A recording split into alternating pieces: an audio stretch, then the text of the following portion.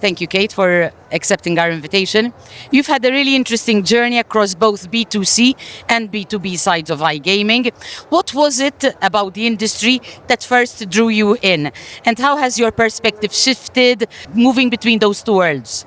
Yeah, I have experience from both sides, B2C and B2B.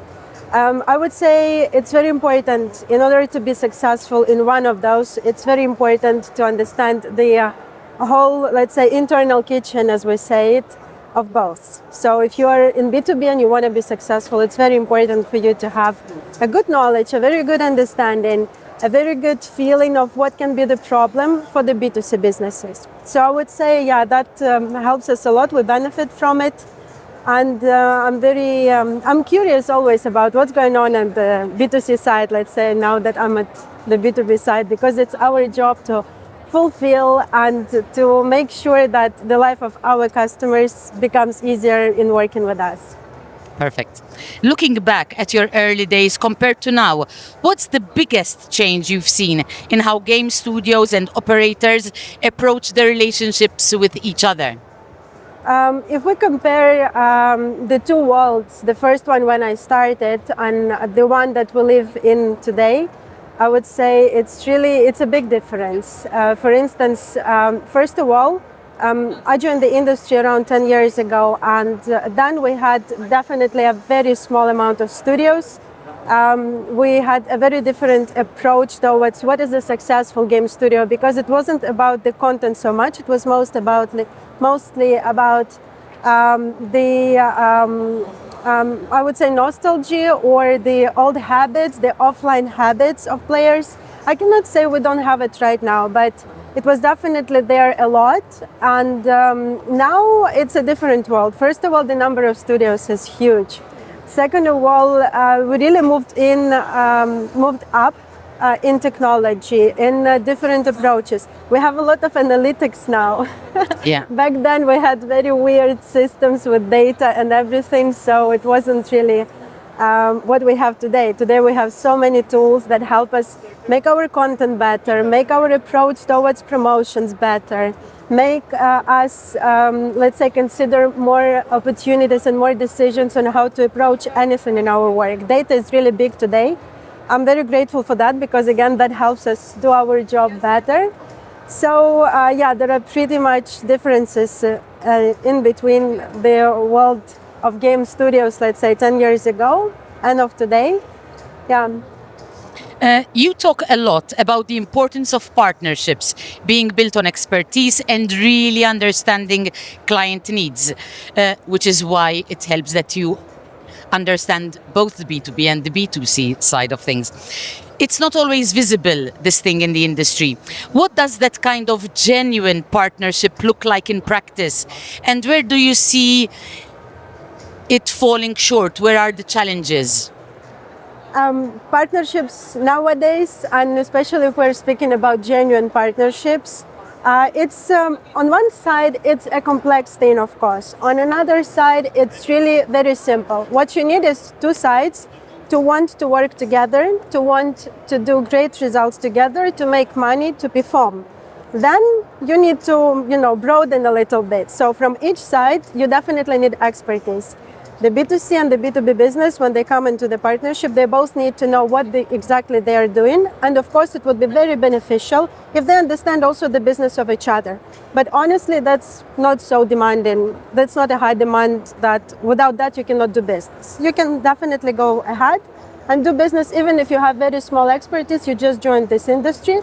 The most important, I would say, again, is the goal. The goal is to make business. It's a mutual partnership. So when both sides they try, it will definitely be a success. Then yes, you need expertise from each side. Let's say it's hard skills. Definitely you need also soft skills, because without soft skills, the communication will be, harder, more difficult, more misunderstandings. So if you have very nice, let's say, soft skills in your partnership from both sides, it will make it a success, definitely. Yeah. To put it short, this is it. So I guess no matter how much technology advances, the soft skills, the human connection will always be important. Yes, definitely. Connections and communication skills and your genuine approach towards business. If you're here for business, if you're here to really, I don't know, make something great or to make something new, let's say, whatever your goal is. But if it's truly about business, that will definitely help you reach your goals and your success.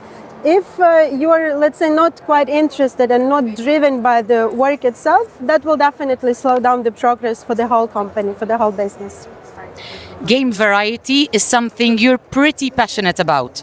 With so many new titles launching constantly, how do you decide what actually matters when building a portfolio? And what are operators getting wrong when they approach diversification? When operators approach diversification, and even when game studios and, let's say, game aggregators approach diversification, definitely we always speak about the quantity. So we all want, bigger amount, bigger number of games, of providers, whatever it is. The quantity is always, let's say, important, but the quality is still the king, I would say. And I'm not saying that we should have less providers and all very quality games and that will be the success for the whole industry. No. I mean that it's definitely a place for all the game suppliers. Whoever wants to go out there and to create great business, great games, they should definitely try to do so. The only thing is that quality requires really some work, some time, some really talent, the correct talent, to be put in place together with the opportunity, with the budget, with everything, with the expertise as well. So, I would say diversification is really important when we speak about the quantity, and quality is also something that will bring us up always. But again, I don't think any game suppliers tries to just have very short amount of games and all of them will be, successful. That doesn't work like that. We all have some, top performers.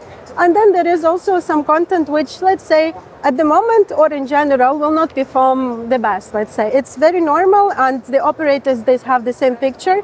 Some games of some providers, they are top performing, and the rest of the games of the same providers, they're not top performing. It's very normal. We just all need to keep pushing, keep trying, I would say, and we will make this industry even more bright. Talking about games, there's this tension between innovation and familiarity. Players often want something fresh, but they also gravitate towards games that feel comfortable and proven. How do you balance that as a commercial leader? Yeah, speaking from the commercial point of view, when we need to balance, when we build the strategy and we understand what approximately directions we want to take or what actions we want to do, of course we're thinking about the balance. And the commercial efforts are basically around the product. So the product we bring into the market to our clients is the key. So when commercial team is bringing something into the market, it's definitely, the product is the king. So we really need to pay very close attention to the balance of such things as innovations and familiarity. I would say, looking back at the industry, it started at the end of the 20th century. Then definitely familiarity started to work, and I think it has a very, very long tail until today. Players, when they see something familiar, and I think it's not only about the players, in general people, they trust more this brand or this game or this casino, etc. So I would say familiarity is very, very important, but it's not the only thing we should all stick to. Innovation should take place. And when we say innovation, of course, we're not speaking about all those big banners, the most innovative something. We're speaking about work, progress. Make your technology or make your feature or make your UI better than yesterday. Do it carefully, do it with A/B testing and etc. Because of course innovation always comes with risks. The risk of something may go a little bit, let's say, wrong and may harm the experience, etc. Or it can actually bring you the next big thing. You never know. That's why we all need to innovate in the sense that we need to try something new. We need to reuse something from the past. And always to keep this window open, the window for opportunities and risks. I would say this is what we do at Kendoo. And I'm really proud of that because the team's effort really is always around this balance. Kendoo's first year was really impressive. What's the advantage of coming into the market now versus, say, 5 years ago? And what does Kendoo bring that's genuinely different? Kendoo's first year on the market was really, really remarkable, and I would say it's been great and it's been so exciting. What is the main, let's say, advantage of Kendoo being a new game supplier on the market right now, where of course we have the abundance of slots and slot studios and everything. Our main advantage is that we already knew how to make games. We have a very bright past of being, of developing slots, but we were not really coming to the market as our own brand, as our own identity, which changed 1 year ago when we decided to go to the market as our own name, our own studio, bring our own products. And I would say that's been great.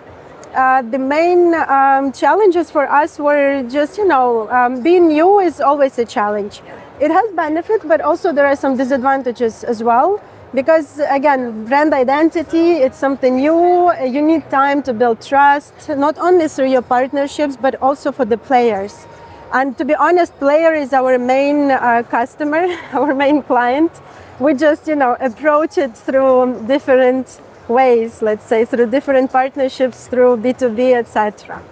So I think we're taking our time to build this trust and connection with the players, to also test our products, because we knew what's kind of working already on the market. We use that definitely in our product.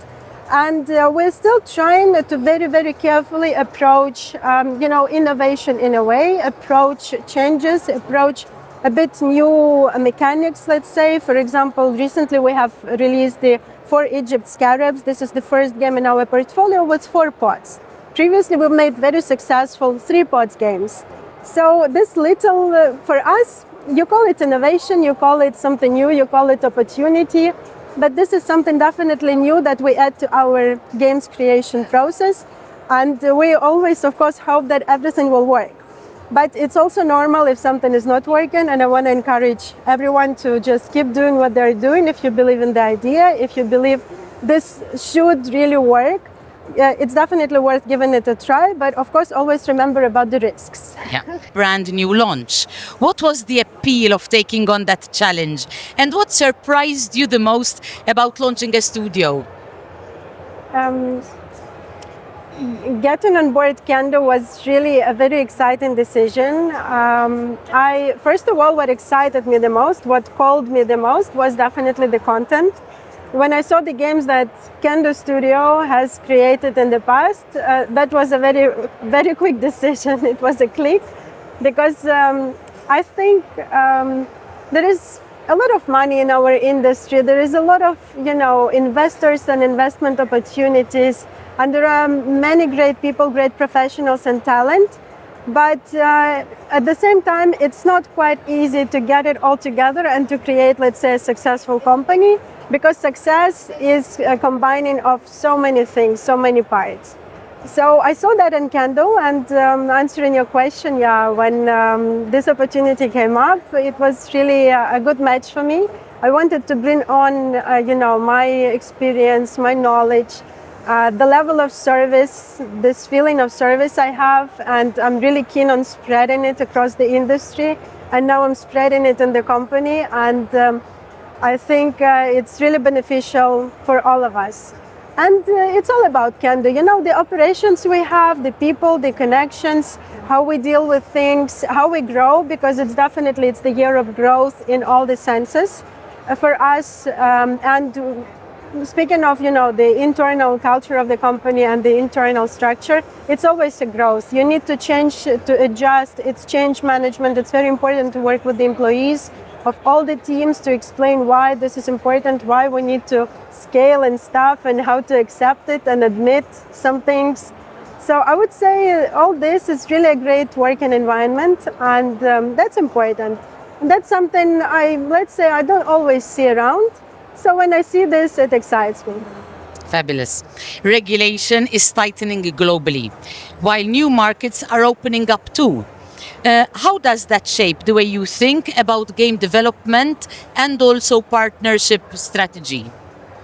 For game development studios and for partnerships in iGaming in general, when we're of course speaking about casino management and games management and regulations, when we approach it from this side, I would say it's definitely, well, we all see it, right? It's constantly, something is changing, something new comes up, some markets open, some companies decide to go, let's say, black towards some countries. I mean, it's the decision of every business. There is nothing to say, there is no good or bad. Like the businesses that take these decisions, they know pretty much the risks. And it's, again, I'm sure it's the decision of everyone. It's been very well considered. But anyways, for Kendoo, look, we want to, of course, we want to approach players globally. We definitely will align with the regulators locally. We don't have in plans to break anything. Although it's really challenging to enter any emerging market, and not even emerging. For example, for us, the next market is Brazil. We've prepared with the game certificates and other certifications. There are also some legal things that need to be taken care of. And it's a lot of work, a lot of preparation, and you haven't even started yet. So I think it's about every regulated market. And again, it's the decision. It's always worth a try. If there is strategy behind it, if there is the understanding of why we should do this or that, it's definitely worth doing so. And I think globally, the .com markets, the non-regulated markets, let's say, they also always should have a very strong place, let's say, in business. Final question. We're here at ICE, and obviously Sigma events too have been crucial platforms for studios and operators to connect. What's your take on how conferences like these are evolving as the industry matures? And what does the community actually need from these spaces that we're not getting yet? You're definitely right. Coming to such expos as ICE, as Sigma and others, it's very crucial for, first of all, brand identity and brand, awareness, commercial, because here is the face-to-face space where you connect with your clients, with your partners. You're able to resolve maybe some miscommunication. You're able to discuss the next opportunity. You're able to just be human and just talk as human beings. If there is something that worries you, or if there is something maybe you cannot do, but you would wish for, but it's not possible. And it's always easier. This human interaction, the human communication is definitely key in all the relationship building businesses. Apart from that, it's something very important to have this community of iGaming people connecting in one place at the same time. And it's quite important to meet the people you already know, to meet new faces. And it's also, for example, for new brands, new companies, will it be a new game studio or not even, it's a good, it's the fast track to the market. So you come, you can, have a stand, or you can get some marketing around on the floor. And this is how you promote, and this is how you really start speaking of your brand. I would say, again, depends from which point of view we're considering it, but for new faces on the market, definitely, it's a very quick way to start working to kick off your business. And, this is the place where you meet business. Yeah, you make business. What is missing? What could be maybe better? I would say, to be honest, I'm missing some really high quality content conferences. I remember maybe 7-8 years ago, I used to go to the shows, and I was really amazed by the conferences, by the speakers, and that was something really straight to the point, and etc. To be very, very honest, and I'm not saying it's the right decision, but I'm not attending conferences right now because I like the very high quality content, something that you can, write down and take back, to the office, and then maybe implement it in your work somehow, give some brainstorming, discuss it with the team. Speaking of myself again, I lack that. I don't have that anymore. Very interesting. Thank you so much about that. Now, last thing, when you think of Sigma, one word that comes to mind when you think of Sigma. You know what? When I think of Sigma, I think the only one word that comes to mind is Malta. But what I mean under this word, it's not just the island, the Mediterranean, the location. It's about the essence of Malta, because Malta has been the iGaming hub for very many years. Yeah. And this is about people, businesses. This is about how easy and quickly you can make deals and you can make business, or boost it, because you just meet people in the street, because you just have a coffee in the morning, and that can reflect on your business in a very great deal.